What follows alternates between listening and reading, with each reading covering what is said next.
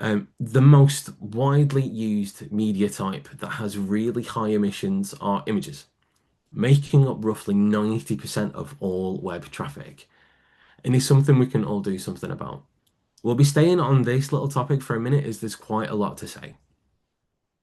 Starting with lazy loading. So lazy loading is a technique where the browser doesn't load an image until it needs to be. Like when a user scrolls near it, which then reduces the initial page size and its emissions.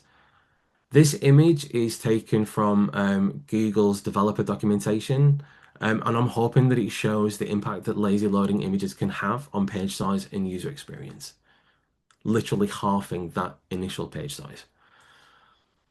With compression, we can reduce the size of images, making them smaller and lighter.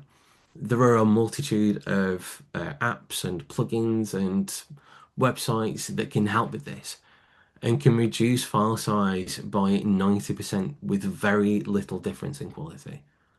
This screenshot is from Squoosh, which is an online tool that helps you resize and compress images. And as you can see, resizing and compressing this images has reduced the file size by over 90%. Squoosh can also convert images as well to more modern formats, such as WebP or AVIF, which can reduce file size by an extra 70% in some cases.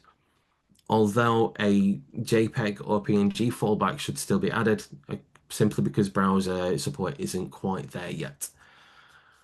Another option is to stylize them, reducing colors, dithering them, reducing quality to super low, or swapping for illustrations where vectors can be used. Or in the case of this webinar, for the most part, use emojis. This is an example of a really light design. And as you can see, the images have been stylized to reduce their size to roughly 60 kilobytes each. For context, the average image is around 500 to 600 kilobytes in size.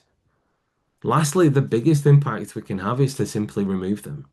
So question whether they are important for the user to see. For example, you wouldn't buy anything without seeing what it looks like, but is a stock image of a field or a factory or two people shaking hands, is that important for people to see?